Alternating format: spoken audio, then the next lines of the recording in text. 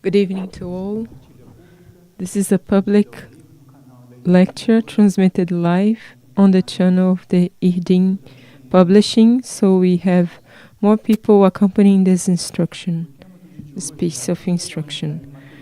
The theme of today, the healing of immaturity through inner growth. Spiritually, humanity is considered to be an immature humanity.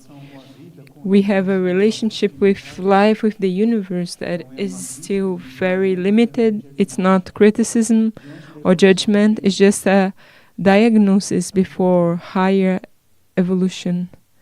There's a little bit of echo. So these lectures, which are public, have the intention to collaborate and go to the encounter of many people so that we may gradually take our steps and expand our consciousness.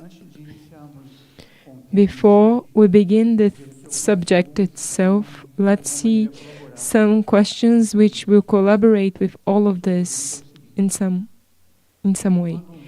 Someone asks, when a being transcends, at least to a good degree, the spheres of the human ego, how does this being begin to act? How are the processes of thought, feeling, and action like?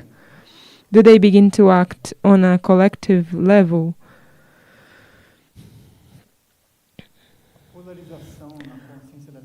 Polarization in the consciousness of personality is an unavoidable, inevitable stage.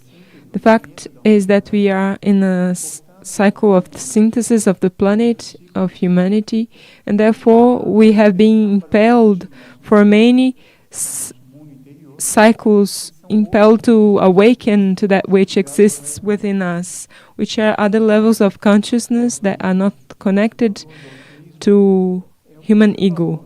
So this value of selflessness is the first level that corresponds to our awakening of living this selfish consciousness. This is a long trajectory. We have had contact with this selflessness for many lifetimes, and now each of us is in one way or another making some decisions about on which side we will go to, only expressing this side of personality of if we are going to delve or submerge into our inner lives. And the person comments if dedicating a time to meditation, all of this helps. It helps to discipline the bodies, to put the bodies in a certain state of quietness, and then eventually make contact with the abstract levels. But the point is in the consciousness, not an external practice.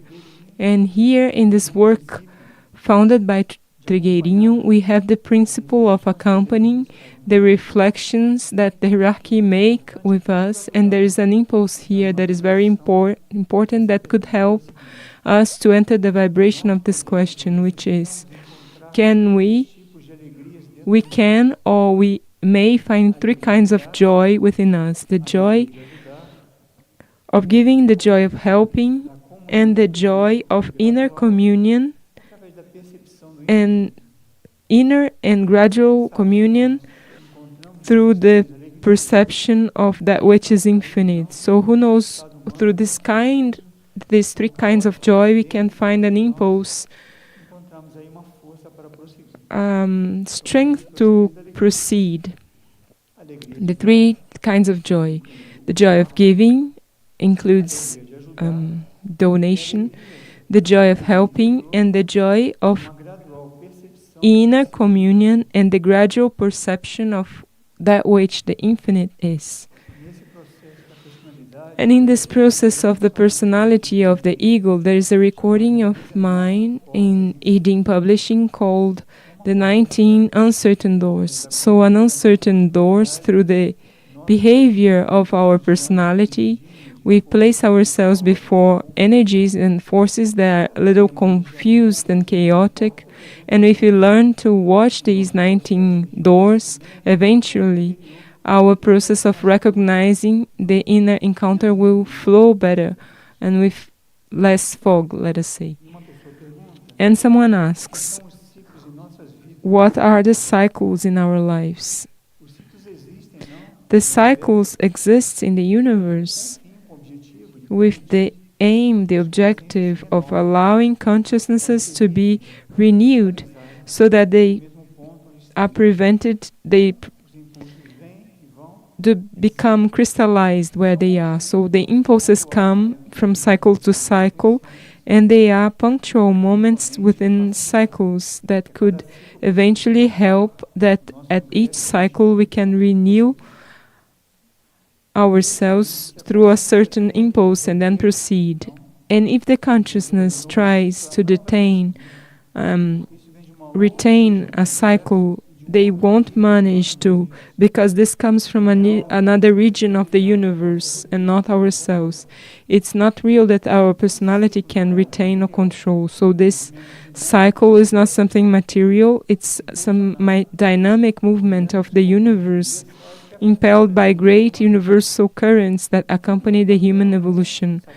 So our role is to know that this exists, open ourselves to these cycles, and try to recognize which is our next step within these cycles. And from there, a whole energy comes that accompanies our inner worlds, which will organize all levels, even of our human life, so that we may not only adhere to the cycle, but take significant steps in our evolution. We are preparing a book which will be a public book, which will work with the content of the three trimesters cycles, which the hierarchy has been working with us since 1988, and also the convergency of the role of each planetary and retreats centers. Planetary centers and retreats within each of these three trimesters cycles. We will try to conclude the book by next year, the first 6 months of next year. It will be an important contribution. Someone asks if we can clarify about what the right consciousness and what is its relationship with the planetary cycle. So the relationship with the new genetic code. So the genetic code is related to a certain specific context, so I won't comment on this. The right consciousness is an evolution of the system of chakras, human chakras. So far we have gone through a process of elevation of the human consciousness, and the right consciousness is an offering of the cycle that began in 1988. A more evolved and polarized humanity may act through direct knowledge, something that won't go through this rational dual process which leads us to many confusions, doubts. Doubt, which is an indispensable process in rational process, but it's not part of the evolutionary process. There will be a synthesis, and the subject of the right consciousness will emerge in human consciousness. So as I was saying, we are a humanity that is very immature on the standpoint of spirituality, because we are still identified with our ego and purely human personality, without consciously coexisting within our inner world. So from this immaturity, we have accumulated expressions of immaturity. And eventually, studying this more consciously, we can watch all of this and identify some keys to come out from this state, because our inner worlds are much more ready than we can imagine.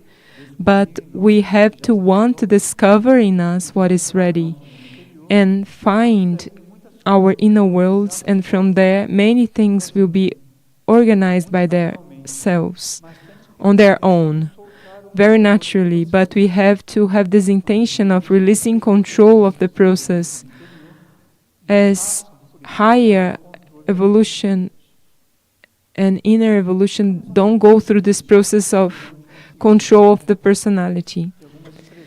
So you see some expressions of this immaturity, you see how far we can go, and how our inner growth can eventually go around the cold temperature that immaturity represents, so that we can see if we can find something warmer within us, symbolically speaking, and then discover that a universe really exists within us, but we have to go through there and transcend these immaturities. So we have expressions of immaturity in emotional reactions, as we will see throughout the lecture. Through impulsiveness, a good doses of immaturity emerges in impulsiveness, in heartishness of judgments.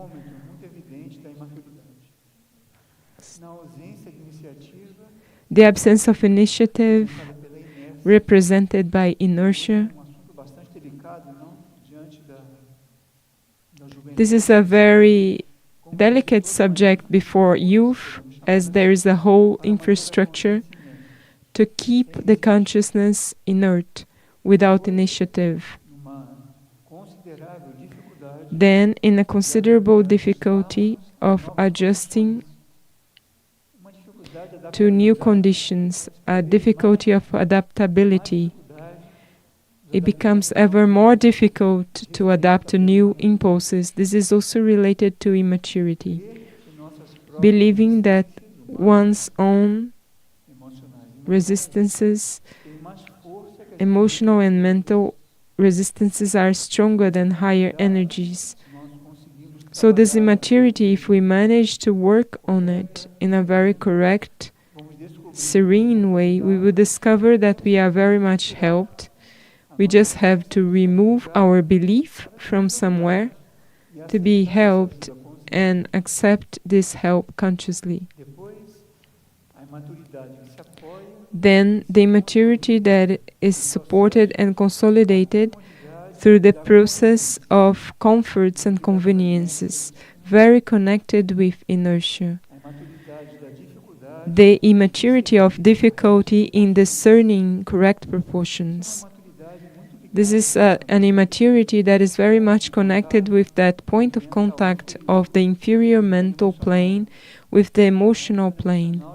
The emotional plane makes things very big, a proportion that is really distant from reality, the reality of things. So this makes very difficult for us to mature. So we lose proportion, objects become very large, or situations grow very much, when it's just a matter of perspective and interpretation.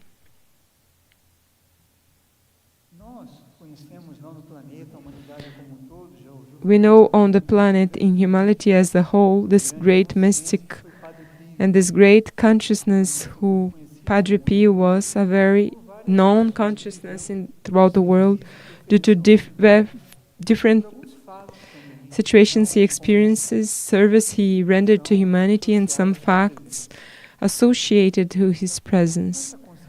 So this consciousness, Padre Pio, he helped us in this theme of immaturity with some reflections, so that we can really see how not only he but other consciousnesses who have been on the planet, they were in the human condition like us, and therefore they know very well the game of forces that the expansion of consciousness and the resistances of human bodies mean. And he helps us in psychological immaturity. He says, the weakness of character is an important thermometer of the inner state of the spirit itself, or the difficulty that the mature spirit has of dealing with human consciousness through the soul. Remember that at the beginning of this year we had some sharings, lectures about this. We have the monad, the spirit, and then we have the soul, and then our consciousness that is closer to the personality. So the weakness of character could both be an expression of a spiritual immaturity or a difficulty that the spirit can find in controlling or containing, having a vibration on their own level in the human bodies. So there are many situations between these two comments here. So in this perspective, a spirit could be mature, but while finding the soul, which is very involved with incarnations, attachment to material life, emotional life, even though the spirit has a certain maturity, when the spirit radiates its potency, light, the spirit can find the level of the soul very tied to material matters. So the spirit cannot project its degree of maturity here because the soul itself is too much tied to material situations. But when the soul is mature and bears the radiation of the spirit, and they turn to the personality and find weakness of character, this means that this soul, better saying, this personality, which is an expression of the soul incarnated, had been insisting for many lifetimes in deviations of character, eventually expressed through lie, manipulation, search for power, the tendency of deceiving others, the tendency of omission, of being false in many lifetimes, of creating ties of dependency, of being hypocrite, of not being transparent in our interests, and everything that has vibration that is similar to this, the weaknesses of character. So in some proportion, all of humanity has this in some degree. Because we have gone through this for so many lifetimes and we had so many incursions in evolutionary experiences that unavoidably we may have gone through these values. So I re-enhance this observation before weakness of characters because we can do two works. One is a conscious work of polishing this character, because it's eventually precisely in this point of character that our spirit ready eventually cannot work with us, cannot radiate with all its strength, because it finds a weak matter through a character that expresses this sort of value. And mature spirits, those more mature inner worlds, can be perceive because they have their goal very clear before themselves. And even if the personality oftentimes even safeguarded by dispersion of the inner world, the soul goes through an experience that had not been foreseen, sooner or later this consciousness will find again this point they left, because they know they have their goal clear internally. This is why it's important for us to ask internally, which is our inner goal? We have it clear where we have to go. It's not something material or human conquest.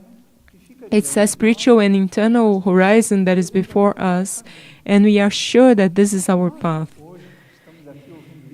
If we are listening to this today here, it's because we have been touched by this light and this inner strength on some degree, because it's very difficult to sustain this, to sustain a spiritual search if we haven't had some contact with this inner strength.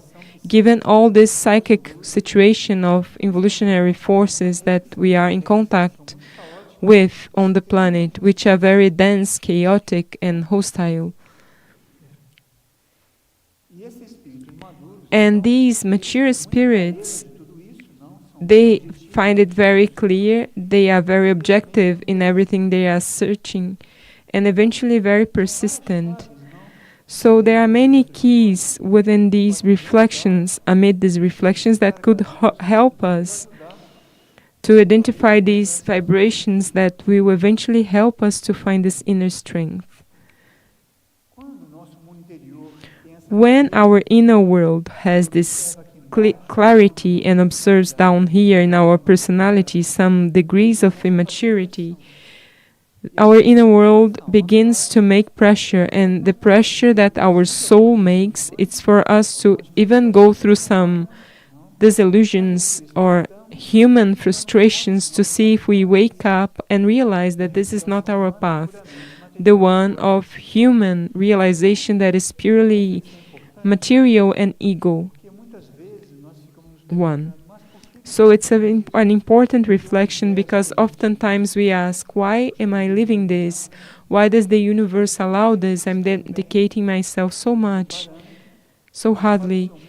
From your perspective, you are doing this well, but from your inner world, it could be much better, because our inner worlds look from a different level, a different perspective. So they have a panoramic vision that is much more precise than ours, who look material life horizontally. So many crises, it's a word that I particularly don't like to use, so many crises that we experience are created by our own inner world, as humanly we don't decide to take some steps. So our inner worlds themselves, within karma and together with the hierarchies, create a situation to shake us, to stir us, to move us a little bit, and see if we can come out of this lethargy that generally we are to be found.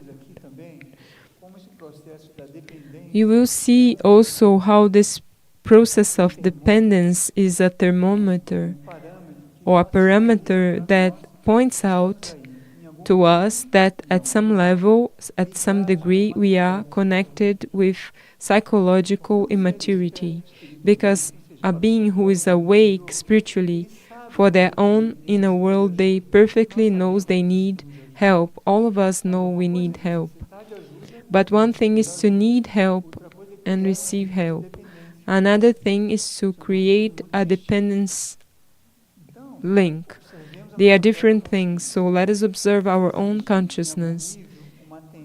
If there is, on some degree, a tendency of creating dependency or being dependent, we have to look at this, because there is a process of immaturity that is involved.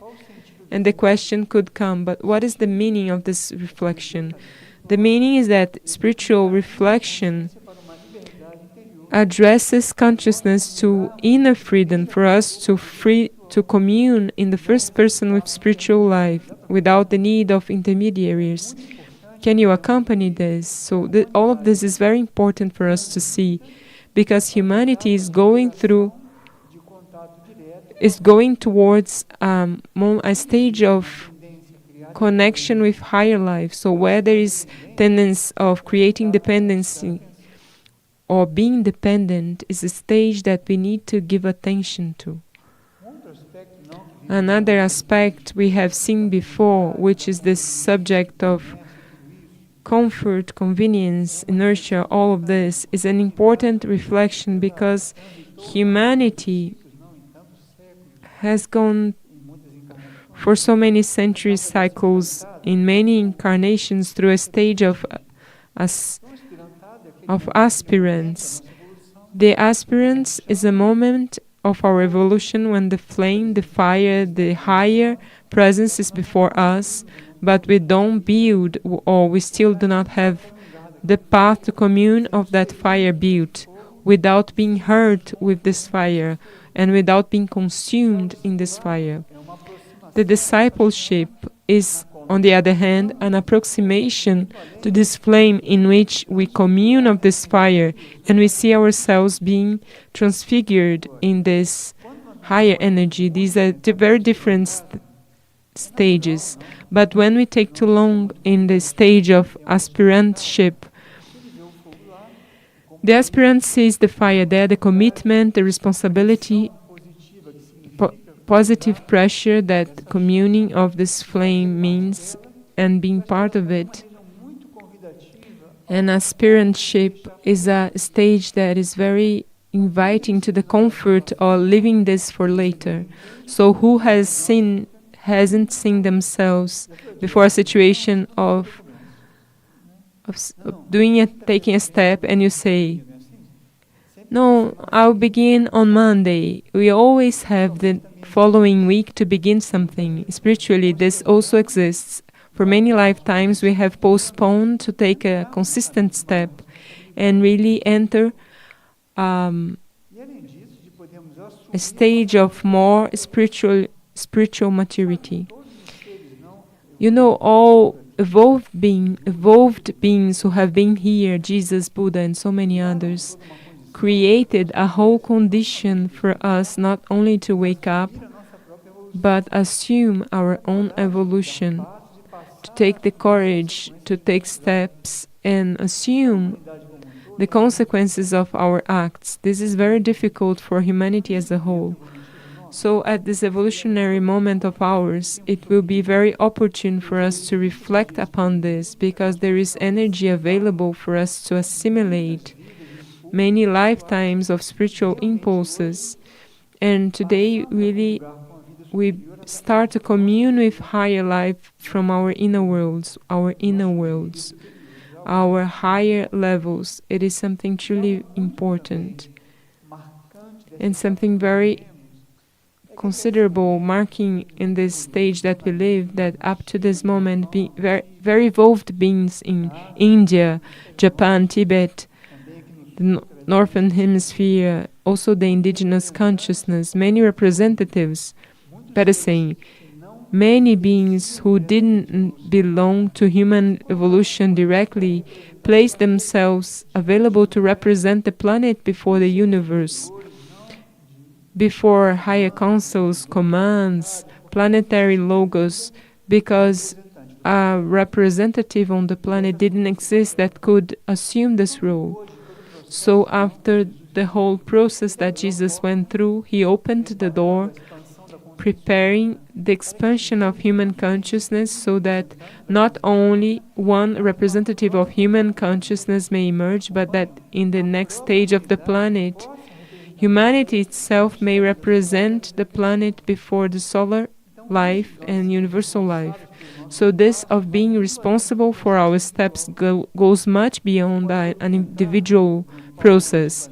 This could represent group and collectively that yes, for the universe to continue to help us, so that in the next cycle of the planet, we'll be able to represent humanity before the universe. Can't you consider that this is important? We have been so far dependent on hierarchies here, and now we are being invited not only to wake up, but also be in the line of holding the bull through the horn, that is to hold our own personality, educate it, and really go towards the expansion of consciousness or initiations. Well,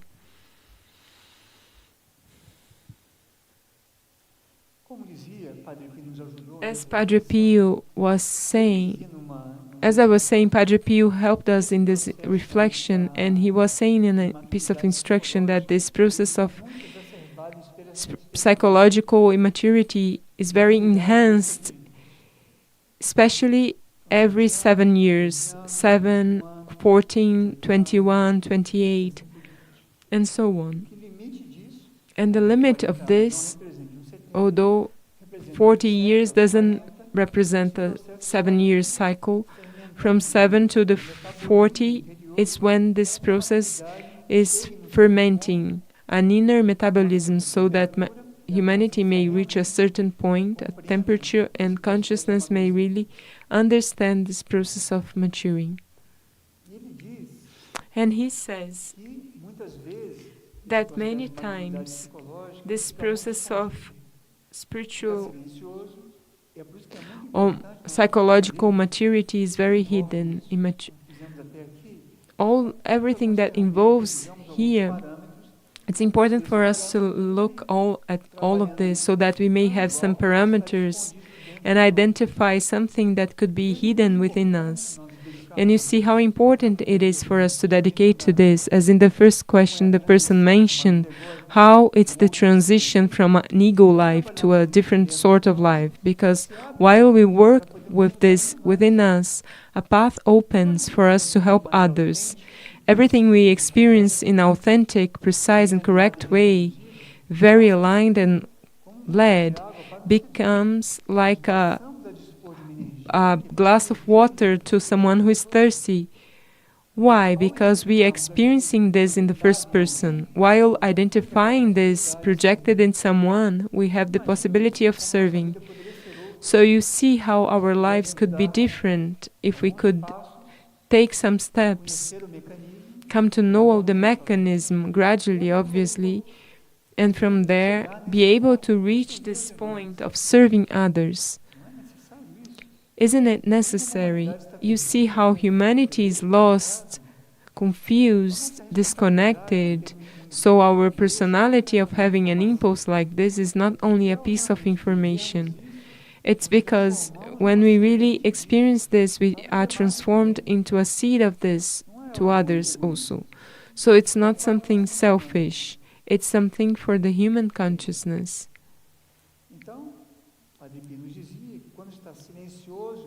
So Padre Pio said that when this is hidden and silent, it's more complex. Why? Because it creates one layer after another of immaturity. So let's say you have a layer of indifference, inertia. It's silent and it's not worked upon. Then there is a different sort of layer, which is, for example, impulsiveness. It's hidden again, it creates another layer. And then when an impulse comes and moves those layers, it's a whole chaos because it eventually creates a dissociation in the consciousness of the individual and you don't know where to begin by. Have you seen someone like this? Have you seen yourselves in the mirror? It touches a layer, it triggers many processes at once, and we see ourselves there in this process of contact with chaotic, dissociative process that is very impactful. So what to do if eventually we contact these layers at the same time, or more than one layer at once? First of all, if it's not something that we are causing randomly, if it's through our search, sincere search and service, an impulse comes and touches one of these layers, this very touch brings the same energy and help for us to deal with this. However, if through ambition, curiosity, competitivity, all values in the vibration of immaturity, we go and search for something and we touch one of these layers, as it says in the Portuguese of the trucks, we are going to touch the wild animal with a short stick.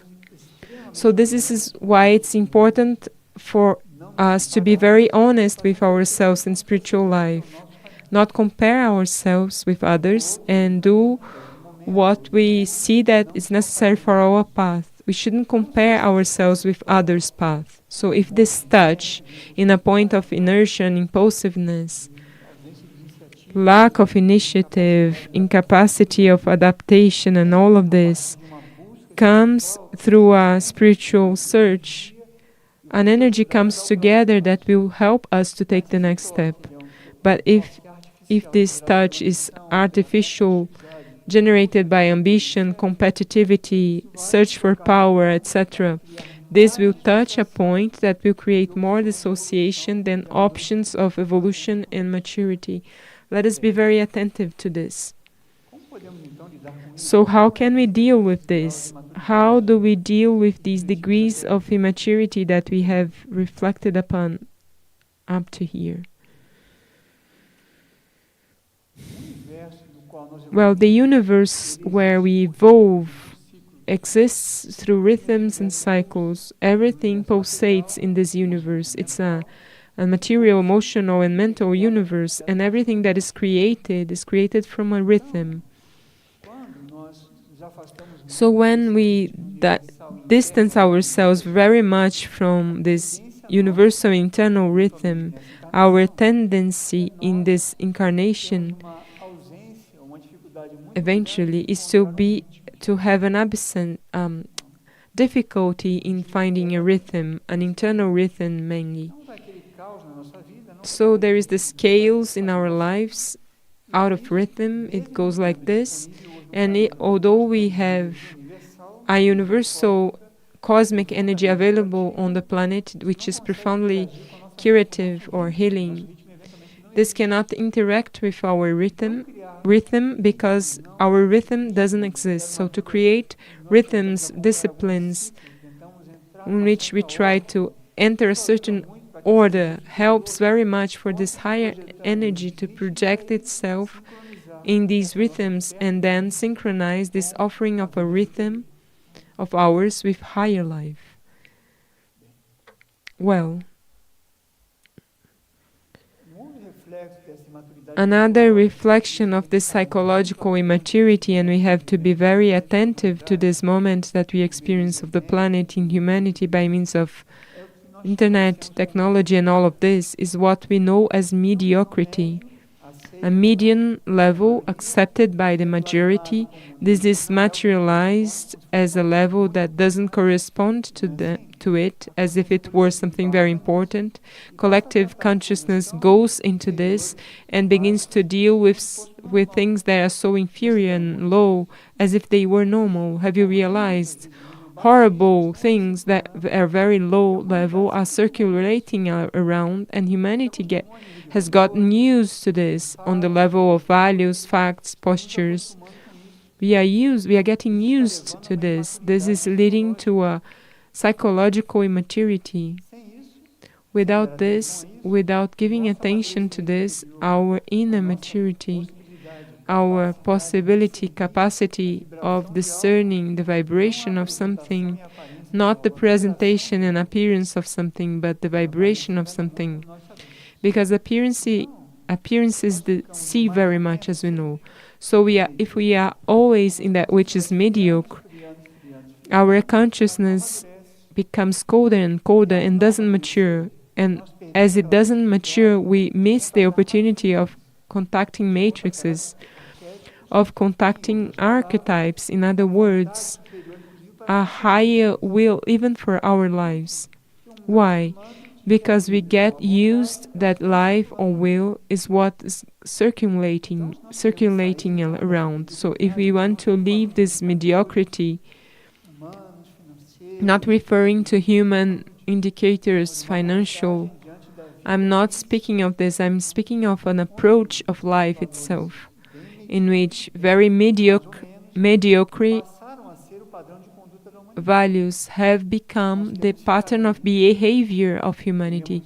Do we want to remain there? Do we want to level ourselves up to this, or do we want to live something different? This is a question.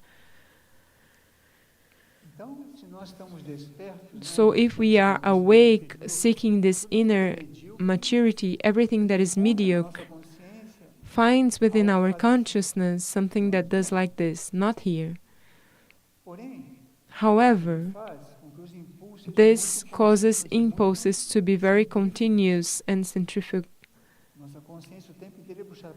Our consciousnesses are pulled to outside of ourselves, other subjects that have nothing to do with our inner search and subjects. So if we don't filter this and don't create a rhythm to really mature our consciousness, we are imprisoned in this. And our possibility of psychologically maturing doesn't take place. According to Padre Pio, each expression of immaturity of these that we have mentioned so far gradually creates places of stagnant water in our consciousness, and in this place, in this stagnant water, even stagnant situations, there is a dissociation between the brain and our sympathetic system. And with this, it creates a limitation in our capacity of discerning and activating a process in such a way to use our will. So see the degree of depth that there is in all of this, how it is generating the human consciousness as a whole. All this energy creates a dissociation in our brain itself, in our nervous system, and the possibility of our own personality to our own will to do something that we know that is true for us. We look at something, we know that this is our will, our path, and we don't find the strength to move, to take a step. We have all the tools, but we don't manage to take the tool in our hands. It's before of us. Such is the degree of inertia and paralysis that all of this creates. So this is a reflection we have to make. Why? Because all of this causes our capacity of really thinking. We are in a human race, thinking in a good sense and making synthesis becomes atrophiated. Where does it come from? From a very negative energy that exists upon humanity of manipulating ourselves and not wanting to make us think. So we have to be attentive to this. This comes in microdoses. They have even created short videos so that we cannot stop this. So we enter this only 1 minute, 30 seconds. This gradually enters, atrophiates, until a moment comes our inner world cannot find energy to apply its own will of that which it knows it's correct thing for themselves. Isn't it something important for us to give our attention to? And depending on the concomitance of all these maturities, all of this will depend the degree of imbalance of a consciousness. So this is important regarding the theme of healing and welfare as a whole, because we see humanity going towards a scenarios that it's not very luminous, walking towards a great dissociation without realizing.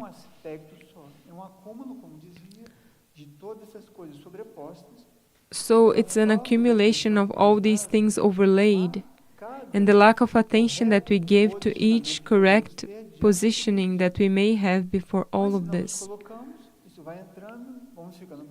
But if we don't put ourselves, this enters and it occupies the place that should belong to our consciousness, without our being a true waterfall, stream of pure water. We become many stagnate little bits of water that won't be useful, but they will create illnesses. This is an analogy. And a very important point that Padre Pio brings is that this process as a whole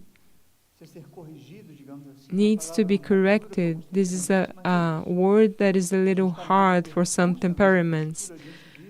The trajectory of our posture before this needs to be corrected, otherwise we will become dependent. Better saying, I will correct myself, we will have the illusion that we need something to take some steps, when it's not like this. There are steps that depend on us. What the universe told us is that when we take one step towards this spiritual awakening, the universe takes 10 steps, because the search is not hidden as a game, toys for children. It's hidden because our consciousness is very dense and cannot interact with all of this. The Creator has the aspiration or we were created to commune with the one life. So if we point out to the universe that we want this, the universe sends a lot of help for us to take our next step. So Padre Pio warns us that this degree of inertia and imbalance leads us to an absence of autonomy and responsibility. In the daily and mediocre conversations, aren't we always attributing the responsibility to others? There is always a fact, a situation responsible to what happens. Observes the conversations tomorrow. There is always someone, a situation, responsible to what happens to us. Therefore, we are all in this in some degree.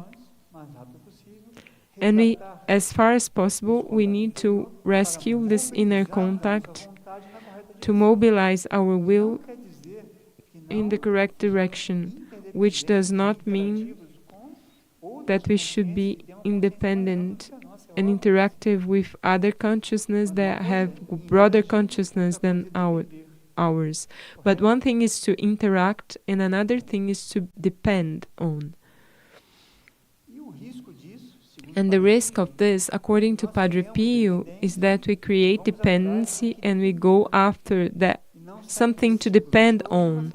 And we don't leave this vicious cycle, and at a certain point the universe cannot count on us because we don't have our creative energy available for us to make an initiative and collaborate with evolution.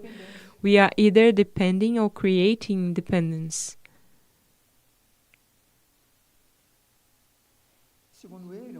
And according to him, a key, as we are speaking of the healing of these states, is that we can strive to recognize and understand the reflections of this immaturity within us.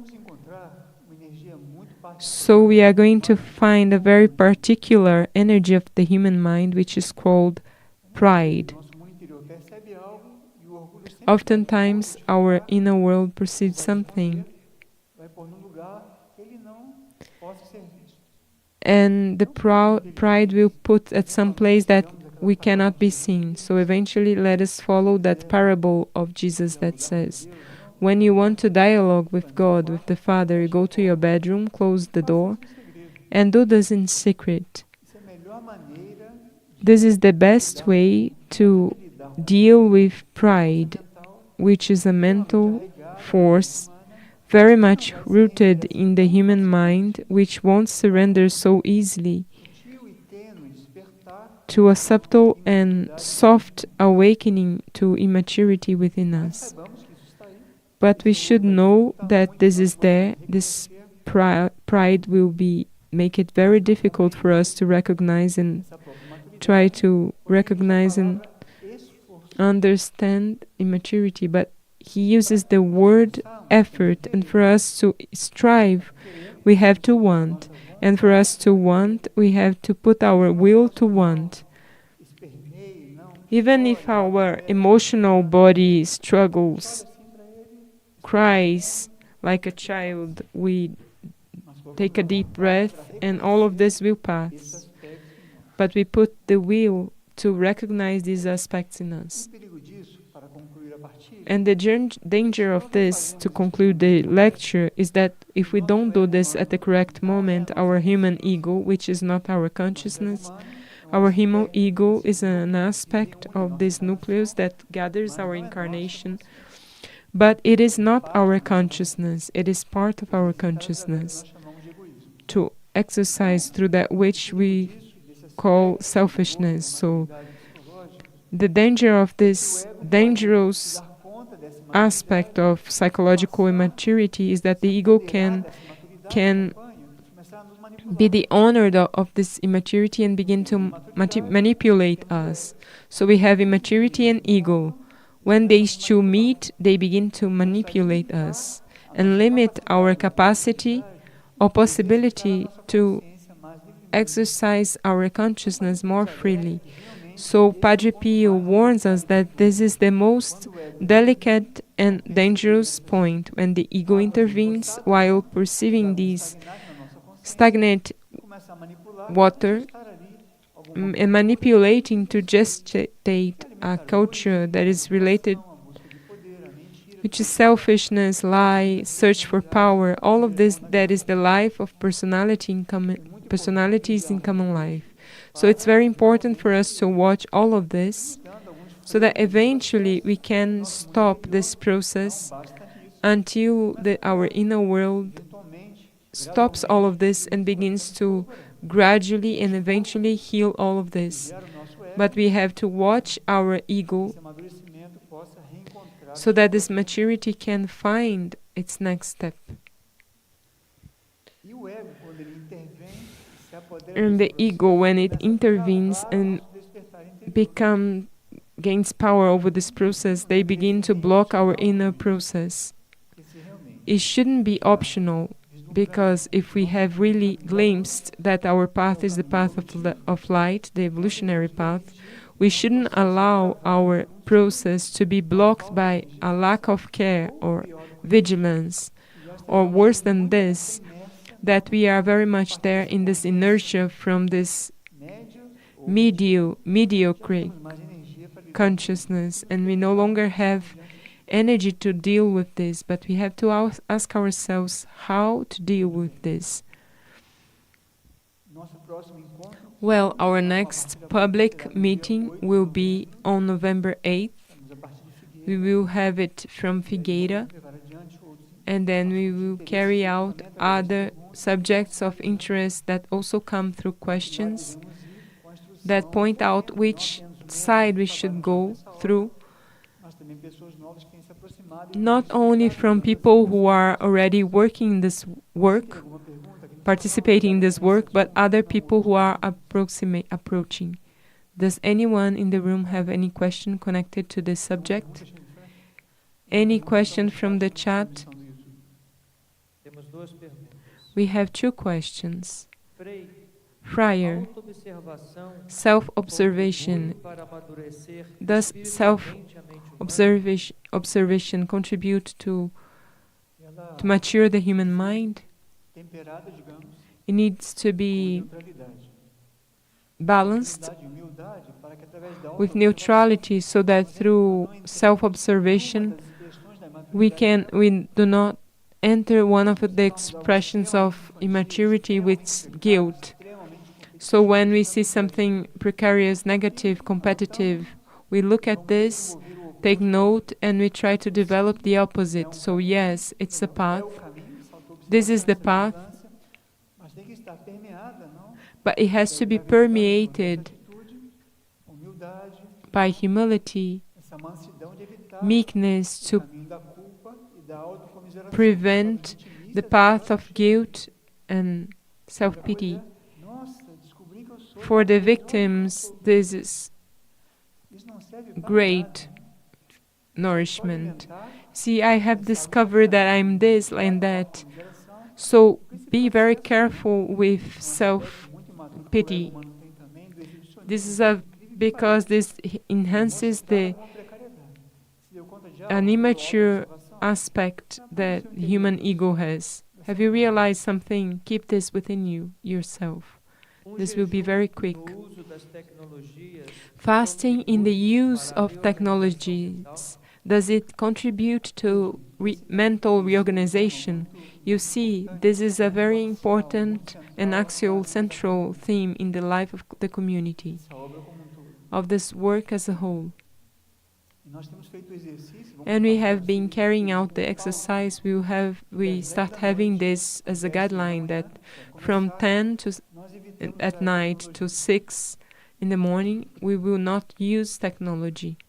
We will avoid using technology. And I say this in the first person. I have been doing this in the first person. It changes the sleep, the night, the resting, and the space that we open to have an inner contact, and not enter this mechanism that something from outside has to come as if we were empty. So you see, within the work that we participate in. It's going to be a guideline in the next weeks. So the idea is to expand this in some way, because this is inevitable. We have to coexist with technology. We cannot repress it, otherwise we will go against the direction of what is happening in the world. But doubtlessly it's a tool, but we should be honest that 90% of our time we don't use technology in a way that converges with our inner search. So we have this guideline. Some brothers and sisters have begun this practice of beginning at 10 and only start at the following day after an experience during the night. You see how it changes our lives completely. And we see as something that is apparently simple, seemingly simple and insignificant, and we find something that had only been waiting for a space of our lives, our time, something that is within us. It doesn't come from outside. So the theme of technology is definitively very important. We are preparing a lecture which will also be public. We will need a lot of water because I will need a lot. There is a lot of resistance related to the subject. We have to be very conscious to touch delicate subjects. Any other question? Which would be the key to leave this inertia mentioned in the lecture? Would prayer be a solution? You see, that which we call prayer is our realizing that there are consciousnesses, vibrations, states that are higher than ourselves. So when we are aware of this, we right away, if we aspire to begin to pray. So there is silent prayer and formal prayer. They are works that are just the same, depending on the intensity that we connect with them. Now, inertia is an energy, a state that is innate to matter, something atomic and cellular. It's not something from anything of us. Anything that moves, that which is stagnant, is the energy of will. If we pray but we don't want to leave inertia, nothing will happen. Because we are supposed to mobilize will within us to move, even why this creative movement is part of the experience of human evolution. So if we want to evolve but we don't want to be proactive, we don't want to move our lives, not even the universe can do this. We become ever colder, and the universe cannot do anything for us. The only thing we can do, keeping in our aura out of merit of previous lifetimes, but who has to take the step is ourselves. So it helps because at certain standpoint, prayer creates a condition for receptivity for higher energy. But if it comes, it doesn't mobilize my will to leave this inertia state. This energy won't do this for ourselves. So it's delicate. There are prayers that say, "Thy will be done." But when this will comes, we have to coincide our will with that will. On earth as it is in heaven. This is on earth as on earth ourselves, and heaven we are the ones who are on the earth. So it helps, but we have to find this will within us. And how to find this will? As incredible as it may seem, stopping asking. While we are asking, universe, this and that, we are asking, the will won't move. We have stopped asking. Doesn't mean that we don't definitively depend on higher will. But the stop asking is that my wanting to assume a commitment, a responsibility before the energy of will. So this will, so this higher energy can find an energy that is similar to make of this wood a new creation, as this song says. So we have to stop asking that which is available for us comes to us, and we have to mobilize our will to connect one thing to another. So while we are asking and things are there, there is a blindness. These two pieces are not connected. So stop asking is the key to find this will within us. Any other question? Where do I have to look at, or how to know which path to go through to know our purpose? Who am I? You see, we are very unpolite or badly educated concerning our constitution. A soul that goes through an incarnation like this, on a planet like this, they receive the guardian angel that accompanies the soul through many incarnations. Our guardian angel accompanies us throughout our incarnations, but this civilization treats this subject as a children's subject and not as something, an angelic state of consciousness who knows us much more than ourselves, even more than our souls, because our guardian angel has been accompanying us for so many lifetimes. Our guardian angels is closer than us than I am close to you, but we don't know this language because we are not interested about this. Our guardian angels are whispering things not as something that is outside of us, because they are part of us. They were created to accompany our lives, our incarnations. So who more than our guardian angels to want us to leave this stagnant water? So if you want help, try to find a way to dialogue with your guardian angel.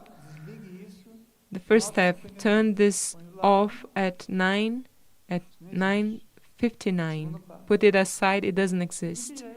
Second step, address yourself to your guardian angel. Say sorry for abandoning your guardian angel for such a long time and not sending a gesture of gratitude and love without any expectation. Eventually, if your guardian angel understands, they will begin to help you, and you see very clearly how life itself will show you the next step. One more question.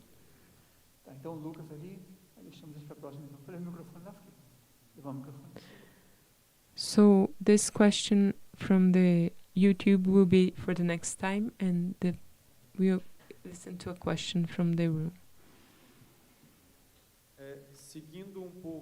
Following a little bit the idea of the previous question about the key to overcome inertia, I would like to hear regarding mediocrity that you also mentioned, as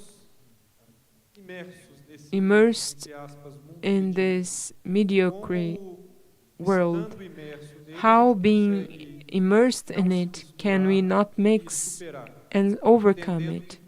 Understanding that oftentimes you have to be in places, people, relationships that are in this mediocre aspect.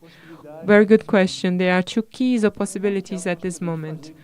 One, which is something that we can do, which we do not know, which is to be in contact with great trees.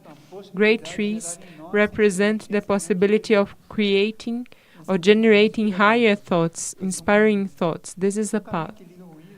And a path that connects with this is our learning how to think, learning how to reflect. Nowadays, everything is very ready, chilled. There are even intelligent house. The person presses a button, everything begins to happen, almost like Alice in Wonderland, something magic.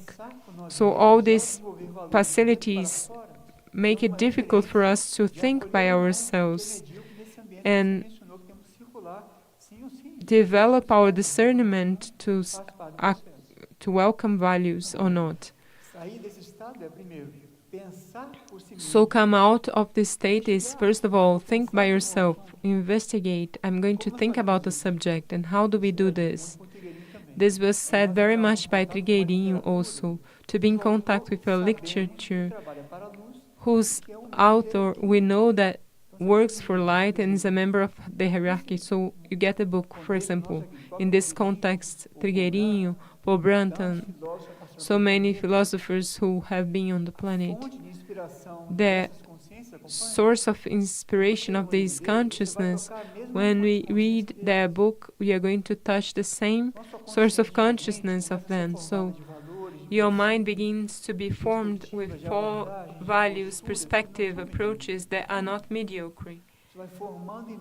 So this forms in us a filter and a rigor that is greater, so that we won't fall into mediocrity.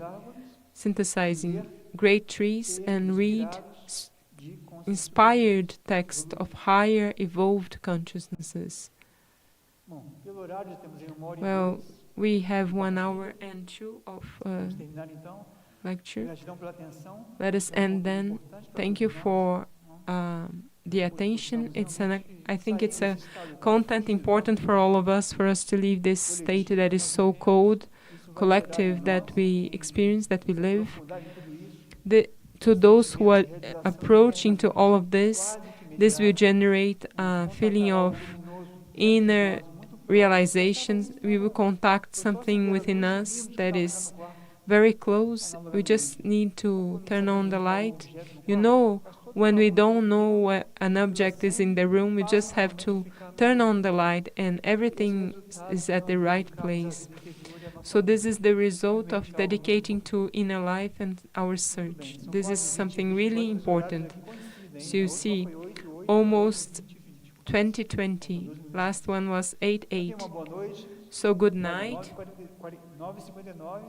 9:59. Do the experience. It will change our lives. Good night. Thank you all.